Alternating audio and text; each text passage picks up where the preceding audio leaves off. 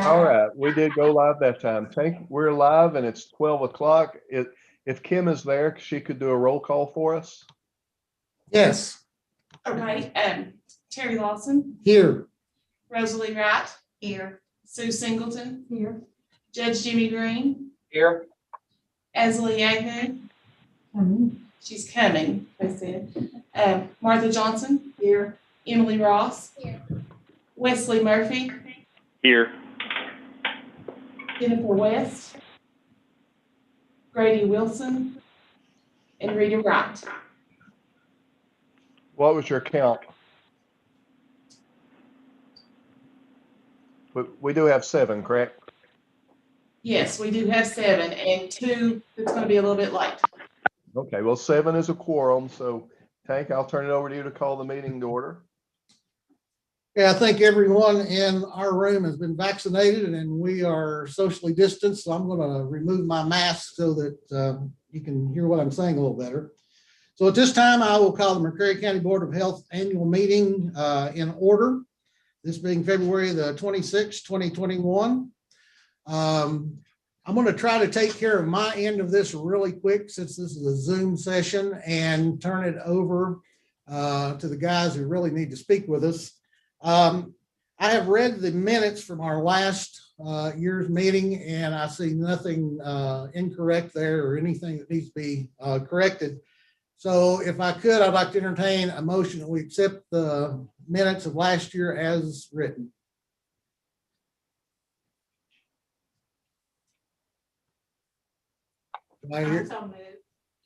Rosalie, second. We have a motion and a second. All in favor, say aye. Aye. Motion carries. Old business, the only thing that I've had brought to my attention is I was asked earlier about the walking track at the reservoir. Is there an update on that in the way of old business? Yeah, I think Tracy's on and Tiffany Baker, our health educators. Tracy, Tiffany, do either one of you have an update for that or know some information you can share? I'm sorry, I do not, but I can check on that and get back with the board. All right, your camera's not on, Tracy, by the way. So when she gets that information together, I'll email it out to all of you guys so you'll have an update on that. That Sorry, this is Judge Green. Nathan Nevels has been working on that, but he's not in the office right at the moment. So I'll get with him and get that information to you. Jennifer West is now here, Sean. Welcome, Jennifer. I would open the floor to any old business that anyone else might have at this time. And Esley Agnew is now here. Welcome, Esley. Hello. If not, I will move on to new business. First of all, I'd like to welcome Wesley to our group. So glad to have you. As far as I know, everybody else knows everybody else. So I will at this time turn it over. Or do we need to do the election now, Sean? Yeah, what your officer slate right now, you, Terry, you serve as the chair. Our vice chair is Stephen McKinley. He serves as vice chair and treasurer. And then I'm a non-voting member who serves as the secretary of the board. So that's your present slate. Do we need a motion to replace those or? A motion for new folks or to keep the current slate or whatever the board sees fit. Dr. McKinley is working out of town today, but I had spoke with him and he's agreed to keep his position. He knew that would come up. He said that was fine. I am good with keeping mine, or I will gladly turn it over to anybody else that would like to have the position. I'll make a motion that we keep the same officers that we have. I second. Can you tell us who made the motion in second, Tank? Who? Sue made the first. Sue made the motion. Martha second. Martha second. And that was to keep the slate as is. That is correct. All right. Any other nominations from the floor? Not, I'll call nominations to cease, and all in favor say aye. Aye. Motion passed. New district officers, I guess, is the next, or, yeah, Yes, so currently the ones serving on the district board or the governing board, since we have a new member, the difference between the governing board and the local boards, the 10 health departments in our area development district over 35 years ago agreed to form a 10 county district. So the local boards still set the tax rate and they still oversee the local buildings and grounds and any special projects like the walking trail. And then you pay in some of your tax money into the district board or the district budget to pay for staffing and phones, travel, and things like that. And then you have representatives from each of the local boards that serve on the district board, or what we would call the governing board, the board that approves our policies and procedures and big budget and so forth. So the one serving on the district board is the judge. Jimmy Green is automatically on the board. And then you get extra members based on your population size. So for every 15,000 or segment of 15,000, you get an additional member. At your population size, you get 2 additional members. One of those is Dr. McKinley, and one of those is Rosalie Wright. Now, Rosalie has told me, and Grady is coming into the meeting, by the way. Rosalie has told me she wants to step down, and I think I'm right about that, Rosalie? That's correct. That's correct. So she's served for a long time very faithfully, and she would like to turn that over to someone else. So I want to express my appreciation to her for the years that she worked for me and the years now that she has supervised me. And she's done a wonderful job, but she'd like to turn that over to someone else. So Judge Jimmy Green's automatically on the board. Stephen McKinley is serving, and Rosalie Wright is serving on the district board, but she would like to turn that over to someone else. Presently, we're meeting by Zoom, and we meet quarterly for the district board meeting. If we go back to live, it's quarterly, and they generally meet at Russell County. I would ask the board if anyone would like to volunteer for that position.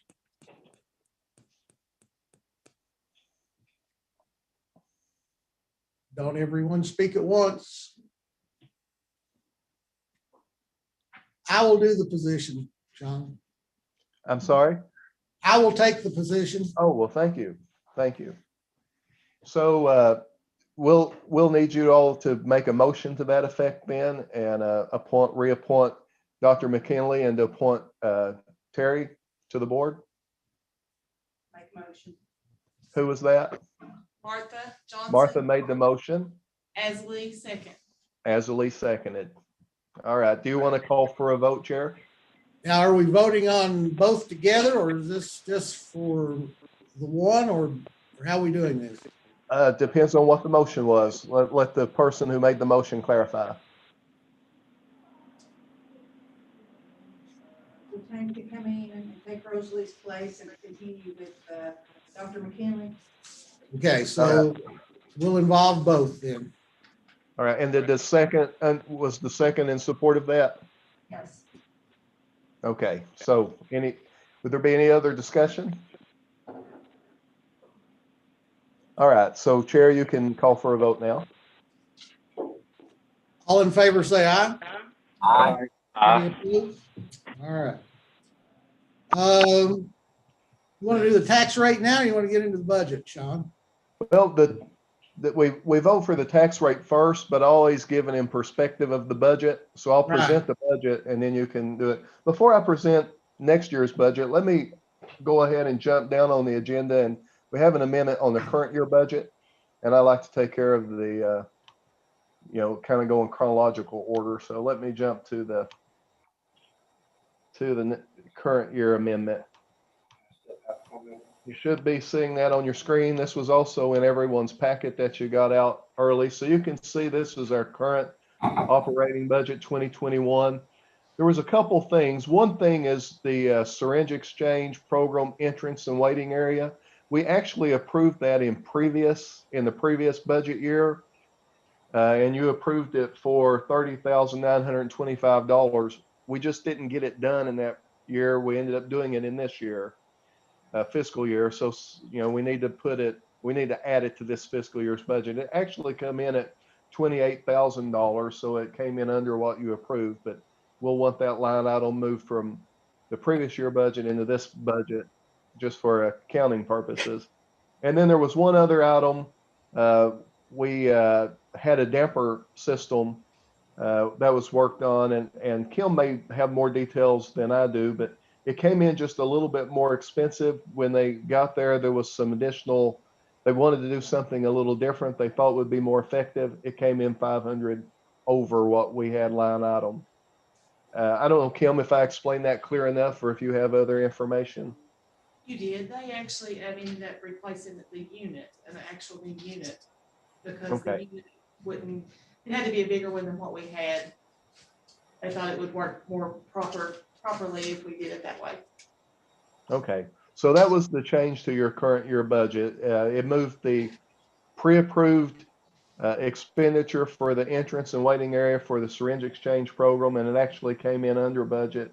You had approved 39.25, and we got it for 28, and then we had to add 500 extra dollars to the damper system. Yeah, I would entertain a motion that we approve last year's budget as presented. So moved.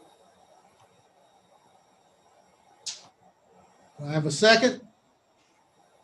Second. Judge Green makes the motion, Sue seconds. All in favor, say aye. Aye. Aye. All right, thank you. And I'm going to go ahead and I'll present the current year budget, and then we can talk about the tax rate. Up here in this top block, that's the current year budget that's approved. It's actually the one that you just amended in that top block. So we assumed you would approve that. A couple other adjustments to the current year budget is we have current dollar amounts as of December 31st. And then we, for anything that we would have paid already, that would be reflected. But it shows you ending the current year projected at 524,324. So that will be your projected opening balance next year between your checking account funds of 153,558 and the CDs 370,766 is what we're projecting to open with, and those added together, it's the $524,324. You, in all likelihood, you'll actually close the current year a little better and open next year a little better. You'll see when I present the current year budget, there's some categories of miscellaneous unknown. We don't generally spend all of that, so you actually will, in all likelihood, come out a little better. As I present the current year budget, I'm presenting this middle column with the assumption that you're going to leave the tax rate where it is. Currently, your tax rate is 4 cents per $100 across the board. Should you want to change your tax rate and go to a break-even budget, we've entered that in there. And if you wanted to try to raise the budget to preserve some, or to put some extra money back for us, some special project or something, we've given you something else to compare. Just by the way, those are not the only things you can do. If you could ask for any amount, Ron can enter that into his spreadsheet, and we could come up with any amount you wanted right on the spot here. So, but we do show you those as examples. Assuming you're going to leave the tax rate at 4 cents per $100 across the board, this is how that we would project your revenues coming in next year. Under the category of real property taxes, 167,890. And by the way, we come up with these numbers. We take the categories from the property value sheet, and we put it into the right categories here: real property, personal property, motor vehicle. We put the amounts in, and we add them up. We multiply it by the approved tax rate, and then we multiply it by 95% collection rate to come up with the amount that is on the budget. This is the sheet that we get our tax projections from. It's sent to us every year by the Finance and Administration Cabinet out of the state. It's the same budget projection sheet that is forwarded to all taxing districts, the county and the library and the school board and anyone else that has to project tax revenues. They use this projection. So again, we put it on that calculation sheet, multiply it by your tax rate, and multiply it by a 95% collection rate. So the real property taxes would come in projected 167,890. The personal property would come in at 25,139 projected. Motor vehicle, 28,069 projected. Some delinquent tax collections, 12,649. The telecommunications tax, 1,988. And then interest is projected at 2,184. And you can see here the footnotes on the bottom. The checking account is 0.05%. And then you've got CD rates of 0.9%, 0.6%, 1.75%, 1.75%, and 0.65% on the CDs that you have at present. You total all of those revenues together, it totals $237,922 of projected revenue. When we add that to what we expect to open with, the funds available for next year is $762,247. Now, what we're projecting to spend next year, a few minutes ago, I talked about the counties being members of the district and that each county contributes a certain amount into the operational budget to pay for salary and travel and phones and heat and air and all those kinds of things. But that rate is 2.8 cents per $100 of property value that each county contributes. And that totals 162,916. Under the category of building and maintenance and repair, we have landscaping maintenance, $2,000, snow removal, $500, painting, $4,000. And Kim was telling me earlier that she's looking at painting the clinic area, the back hallway, maybe the environmental hallway. She came up with this $4,000 number. The folks who done our painting previously had suggested to her that this is the amount that it would take to finish up that project. Then miscellaneous unknown, 14,000. And again, we put money in miscellaneous unknown because there's, there could be some building maintenance issues that come up that we don't know about, so we can't line item them in the budget. So if we have something come up during the year, it gives us some wiggle room to do what we need to do without having to call a special call board meeting. For any of these miscellaneous categories, if we don't spend that money, it stays in your account and it just makes your closing balance better at the end of the year. When we total up all the categories under building maintenance and repair, it totals to $20,500. Under the category of furniture and fixtures, seasonal decor and updated decorations, $1,500. A kitchen table, $400. 2 new desks, $1,600. Toys and books, $1,500, and miscellaneous unknown, $5,000. That tallies up to $10,000. And the way that we get these numbers for this, by the way, I send an email out to all the staff each year at the end of the year, telling them if they need anything painted or a desk chair or rug or blinds or whatever, that they get with their office manager and make that request. And if they can convince Kim they need it, she researches it and puts it in the budget request. Under the category of equipment, we have general maintenance, $500, or generator maintenance rather, $500. Pediatric table with scales, $2,500. A vaccination refrigerator and freezer unit, $5,500.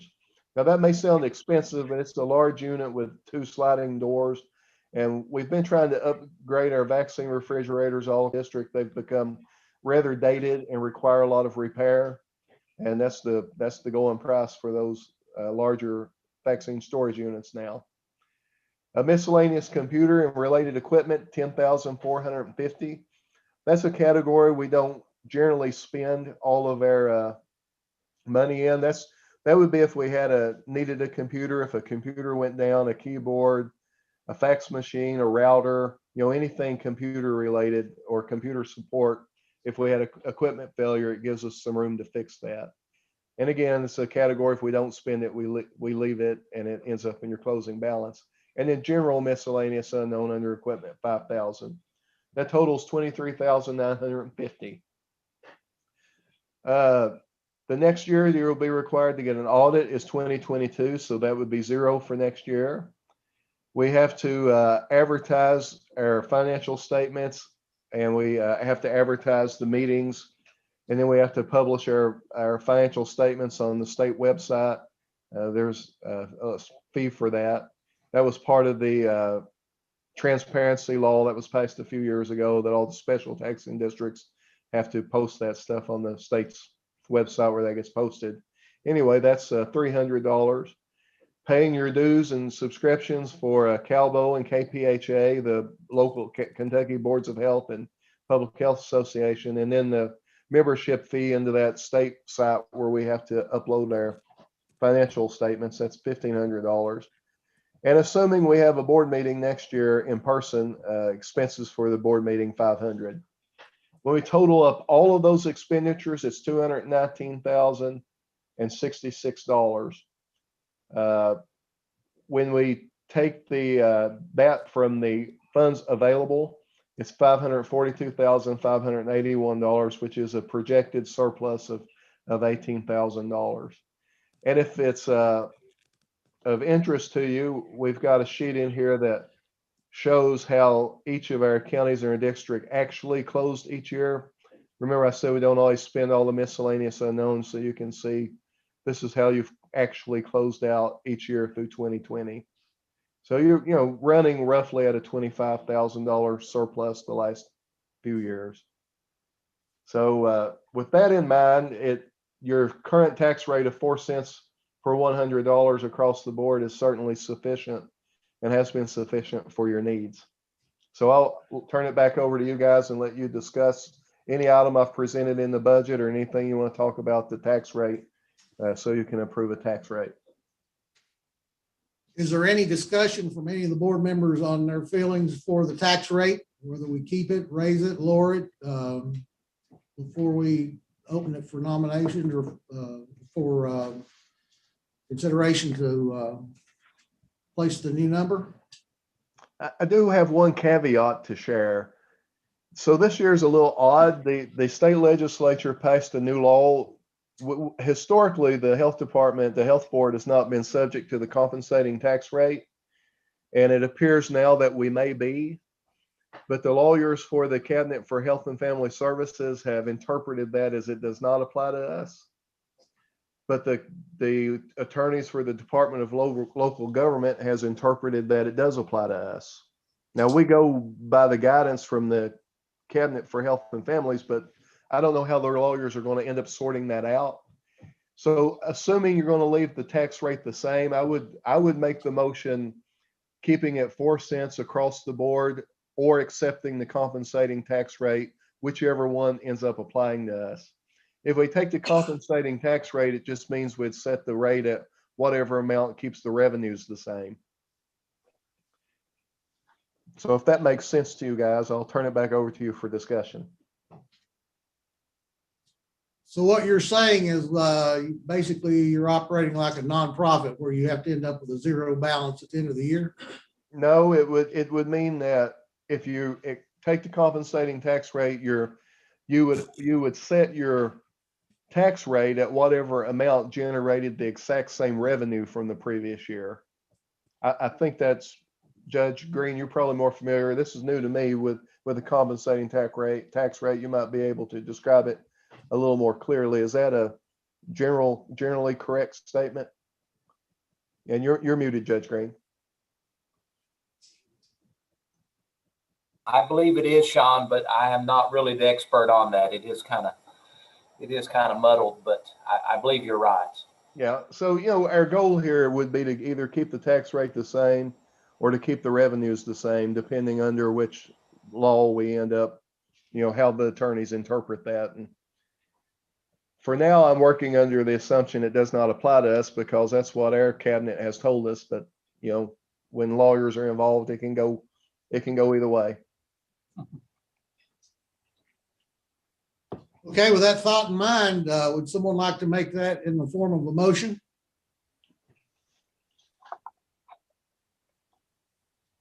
I thought we keep it the same. You need the motion to say, keep it the same or go with Except the the compensating compensating rate if it applies, right? Yeah, whichever one applies.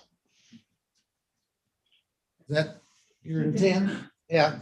Okay, we have a motion on the floor for that. Do I have a second? I'll say that. Okay, All right. Who was your motion in second, just so we know for sure? Rosalie, Rosalie was the motion and the second was, Martha was the motion. oh, I'm sorry, oh, Martha made the motion and Rosalie was the second? correct. All right, thank you. if there's no further discussion, I'll take a vote. All in favor, say aye. Aye. Motion passes. All right, with that in mind, then I would recommend that you approve the budget as presented. Do I have a motion from the board to approve the budget as presented? I'll make the motion. That was Grady. Do I have a second?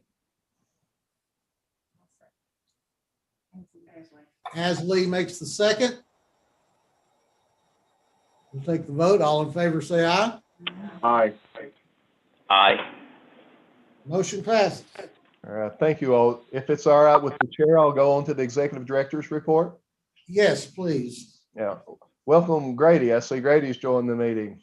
It's good to see Grady. All right. Well, for the health department, since March, we've been predominantly working on COVID-19, as you can imagine. For the beginning of time, as far as health departments, we've done disease investigations and isolation and quarantine, and we've enforced public health regulations, and we've done public health messaging. So this is all in our area of expertise. It's just that at this level of intensity for this length of time, dealing with this one thing, and it's required using so many of our staff, so many extra hours, it's definitely been a challenge. It's also been a challenge because, traditionally what we do in the health department, we enjoy a great amount of public support. What I mean by that is everyone pretty well agrees you shouldn't be dumping human waste into our waterways, and everyone agrees that restaurants shouldn't have a bug infestation. So the things that we enforce is pretty well universally accepted. COVID-19 has been more political, more controversial. We have a segment of our population that feels like we haven't done enough. We have a segment of our population that feels like we've done too much. And we get to experience the frustration on both sides of that. But we've tried to do the best we can. We've continued to do the case investigations and contact tracing, encouraging people to mask and social distance and those things.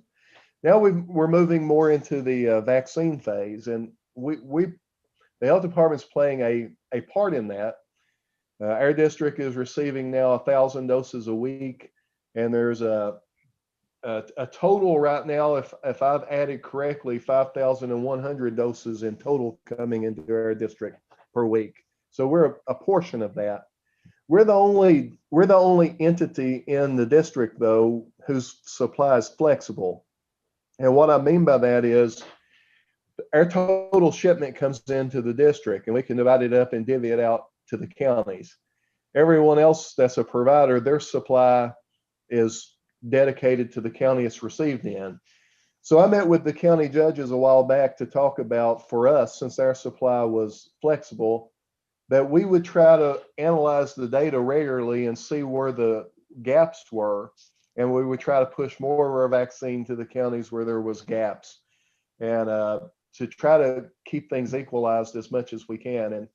And that's what we're trying to do. So, there's more and more statistics that we're able to get access to where we can kind of analyze that. Right now, I can see in McCreary County as far as vaccine supply, you're getting less than, the district average for vaccine supply. And as far as the percentage of your citizens or the percentage of it that's been used, you're lower than the district average. So my point is, we're going to try to push more into your county to try to balance that out. The three priorities that I have right now, we know that 60 and older represents 91% of our death, COVID death. And we know that 60 and older represents 75% of our hospitalizations. So we're going to stick with the 70 and older until we have trouble filling those appointment slots. Then we're going to go to the 60 and older until we have trouble filling those appointment slots. And then we'll open it up to the broader 1C category, specifically because we're trying to focus the vaccine toward the population that we know is most likely to die or be hospitalized. And then the other priority is to try to push it more to the counties where I see gaps. Now this, the governor every Thursday announces new sites and places where there's gaps. This week, there may not be gaps next week. So, we just kind of have to watch that as we go. But that's kind of how we've handled that and how we're trying to handle that moving forward. I'd be glad to answer any questions anyone has about, anything that we've done or anything we're trying to do.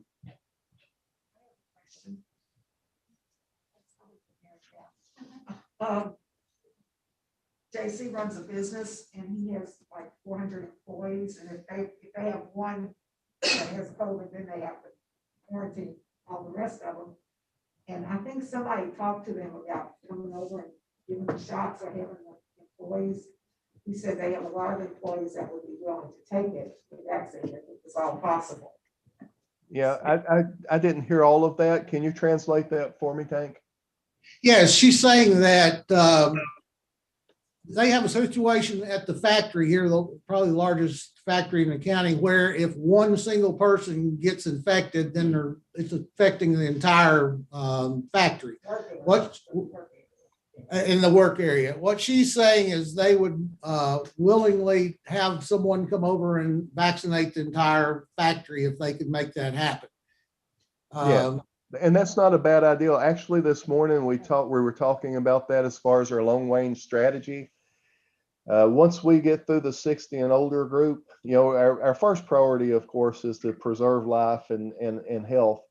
And then we'll, when you get on in the 1C group after the 60 and older and you get into the other essential workers, I know it's difficult for us to believe this, but we're going to quickly approach a time when we've got more supply than we have demand, because at the projections that we're seeing now, by probably, maybe by the end of August, everyone that will have wanted a dose will have had the opportunity to get it. So, at some point we're going to be trying to find places to give the vaccine, and that would be a wonderful time for us to take we are purchasing a mobile unit that'll be available to us in March, and to take that mobile unit out to some of these big places and maybe have some mass clinics just for certain businesses. We can, as the health department with our supply, we can be a little more surgical like that, strategic with our vaccine, especially if there's a lot of other community providers that's dealing with the general market. So I'm not opposed to that. We don't have the supply to do that right now. I mean, and because we're trying to focus our supply toward the 70 and older and then the 60 and older. So it may be a few weeks before we get there, but it is certainly a good suggestion and something we've thought of. John, I know this is not a district question. This is more of your opinion, I guess. You keep up with it more than any of us. Why did they bypass the PCPs with the vaccine and go with the big companies? I think it was probably just easier for them to coordinate with corporations where they could work something out with one person and applied to multiple providers. It was such an overwhelming thing to try to deal with at the beginning. I'm just speculating that they thought that was probably the easier way to get it out quicker. If you take a local pharmacy the size of ours that has been designated and they take an appointment every 15 or 20 minutes, we're going to get everybody immunized by about 2025. I mean, there's got to be a better plan than what's going on. I mean, somebody's got to think long term here. Yeah, and I know that, the ultimate plan is, once the vaccine supply is sufficient to support it, to roll up as many providers as possible. So, those thoughts are happening. Whenever the Department for Public Health reaches out to me, if they are suggesting there's a greater supply of vaccine and is wanting my opinion about what to do with it, I promise you I'll never turn it away. And if I feel like it's more vaccine than we can handle through the health department, I will certainly advocate that additional providers in our district receive it. So we'll find a way to get it into our district. And I'm in favor. We know when, we've done the health providers, the nursing homes have been taken care of, first responders, teachers, 70-year-olds, 60-year-olds. We have either taken care of, when I say we, everyone that's been involved with it, or we're taking care of these more defined markets. But when you get after the 60 and older, it's going to be much more of a general population situation. And we will need as much supply and as much providers as possible so that it doesn't take that long to do it. So I'm in agreement with you.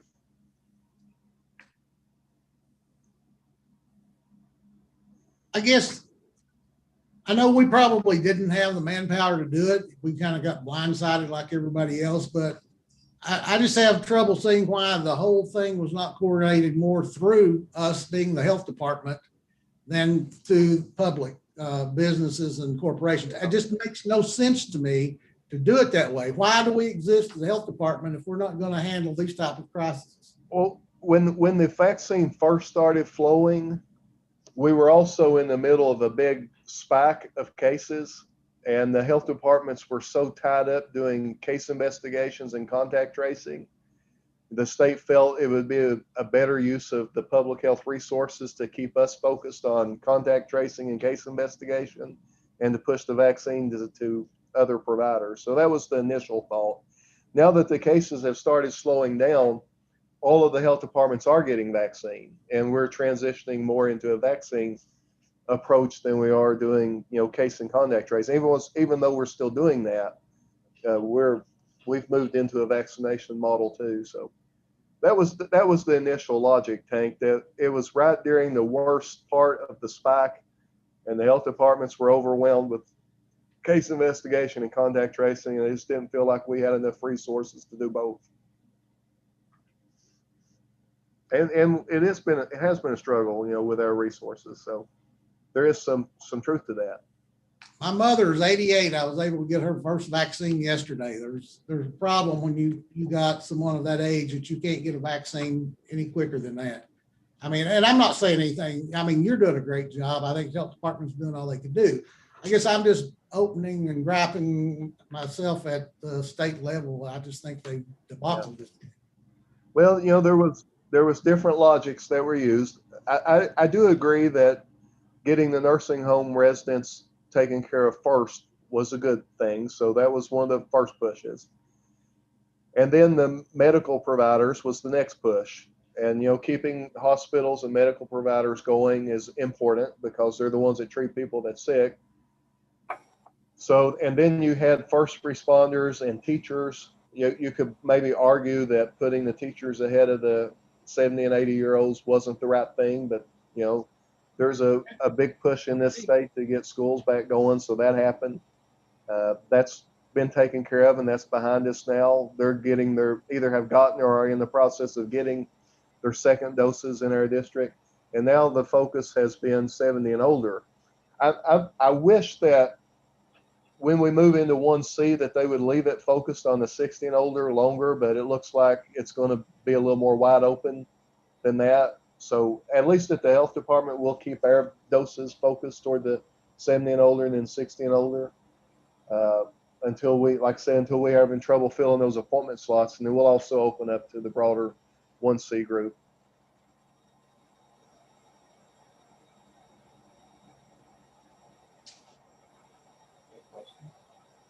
Anybody else have any questions or comments? Yeah, Sean, I do. I think you guys have done an excellent job. Very thankful for the health providers we have in McCreary County, Tank, Jennifer, all of those. And I think your health department here in McCreary County is excellent. They went out of their way. I'm also like Tank, and I believe that the problems came from up higher, and kind of concerned me when I saw Pulaski County, the hospitals giving the vaccinations out to people that were in their 30s and 40s, which I know is out of your hands, but I guess that was my main gripe. I think, it should have been those 70 and older, especially those with health issues. I mean, we're talking about a life and death matter. And I know a lot of our people that has got the shot has went to Corbin, which is not even in our health district. I mean, I'm just glad they got the shot. And, me and you talked about the situation with Walgreens, where those individuals 70 and over that can't get online or don't know how to get online or have the app. So we stopped today and talked to Walgreens, to the head pharmacist, and she said, if you will call and ask, but you need to specifically ask for her, that they will help those that are, maybe challenged with getting online, and help them with the information and get them their vaccines. But once again, you guys have done a great job, and we certainly appreciate it. Yeah. I don't want to try to defend the hospital or anything. I can't speak for them. I don't represent them. I know some people were talking about them vaccinating 30 and 40-year-olds, but, there's a little more to it than that. The 1A and 1B is, teachers and school personnel and health providers and first responders, and the things that people were seeing, it could have been those people going to get the vaccine. Now, I don't know that, but there was opportunity for people to misconstrue. Now, I'm not saying some younger people didn't sneak through or they didn't make a mistake. That could have happened, but it could have also just been an honest effort to vaccinate the people that were in the health providers and first responders and teachers and school related. It could have been that. So anyway, you are right that most of these decisions get made over our head, and as painful as it has been, I mean, we're not even, our first case in our district was in March. We've not even been at this a year yet, and we've already got a vaccine, and we've already vaccinated the personal care homes. We've vaccinated the first responders, the health providers.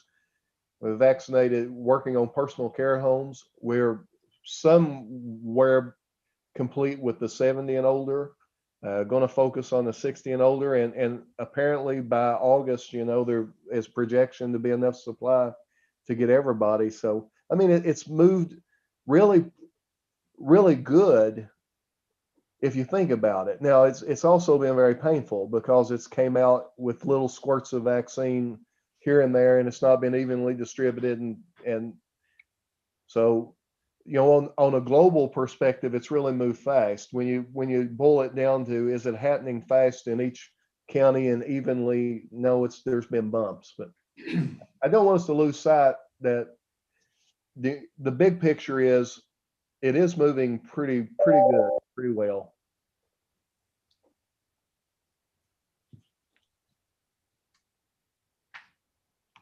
Somebody put a chat in. Ron, I had the tax document. I could knock out several signatures today.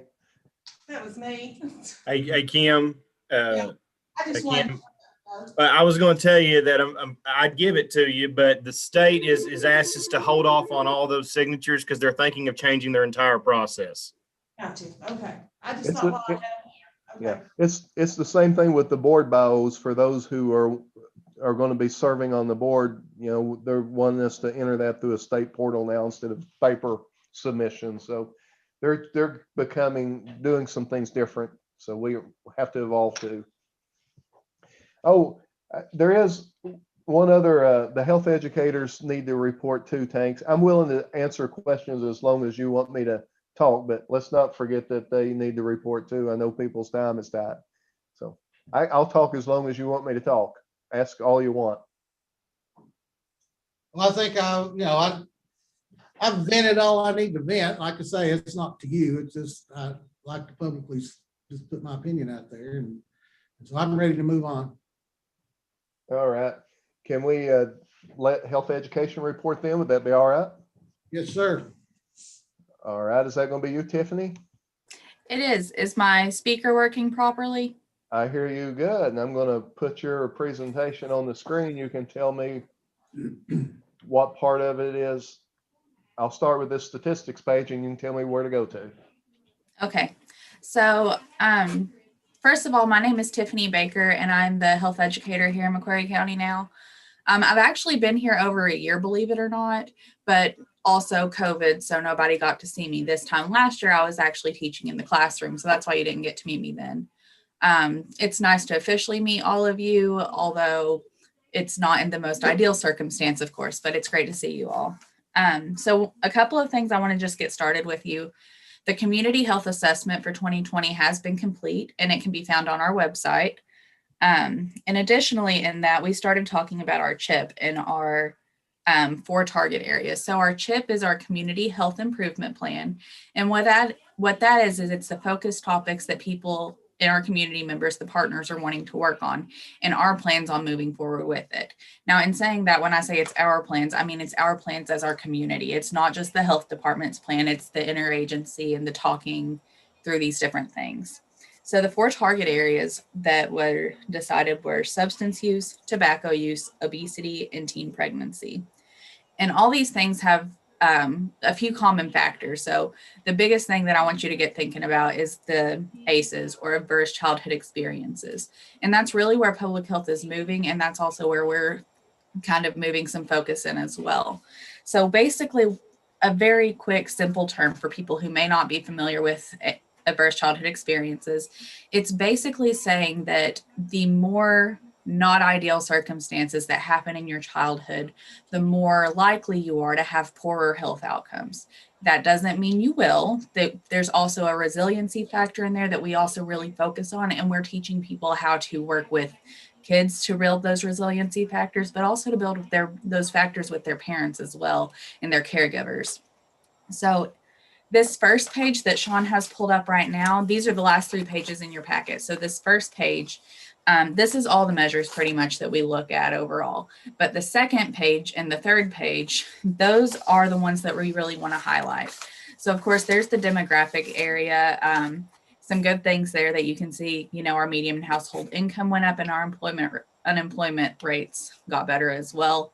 Now, as far as the health behaviors, that's where we're going to focus for a moment. So like I said, whenever we're talking about the community health assessment, we're looking at the things that we're wanting to look or work on. So if you'll see here, yes, our adult smoking rate is still high and it's still much higher than the state of Kentucky's, but we're getting better here. Our county's smoking rates have decreased. So that's awesome. If I'm saying that correctly, I might have said it inverse, but the check mark is good, right?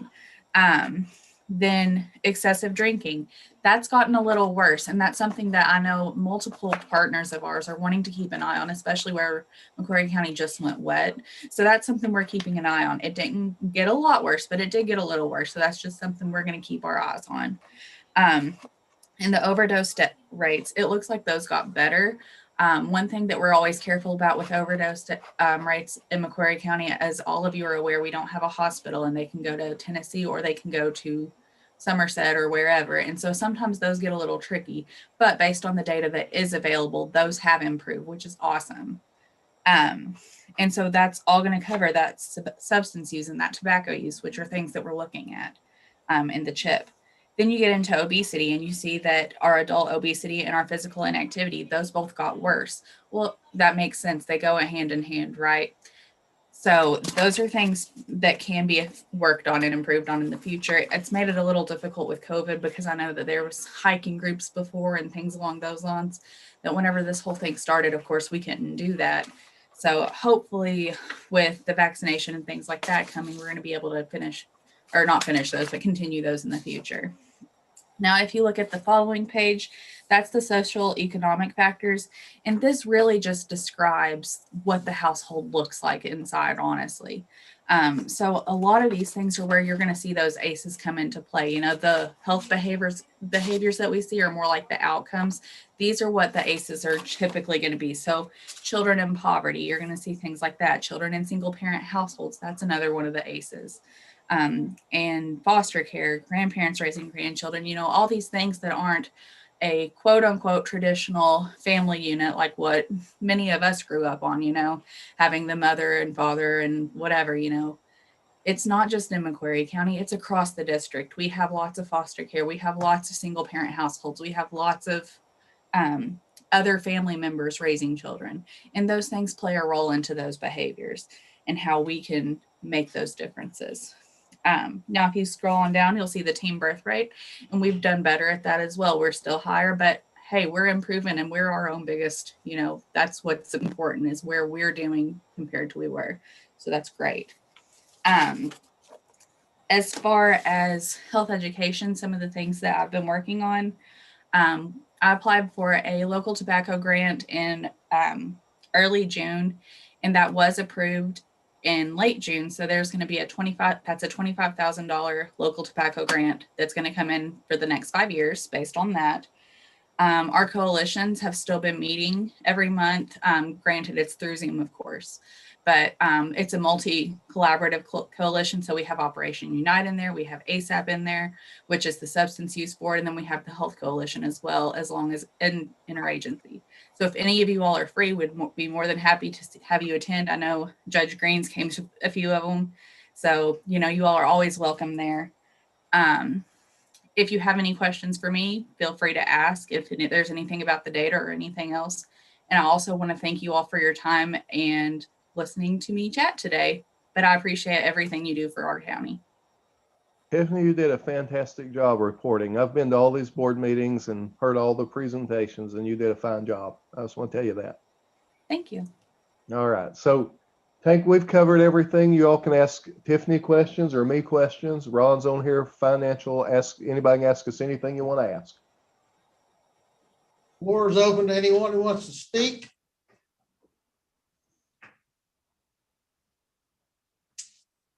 If there's nothing, I would like to thank everyone for attending today. Thanks Sean for doing the job he's doing. And I guess with that, we will end the session. All right. Thank you all for your service. I look forward to seeing you in person next year.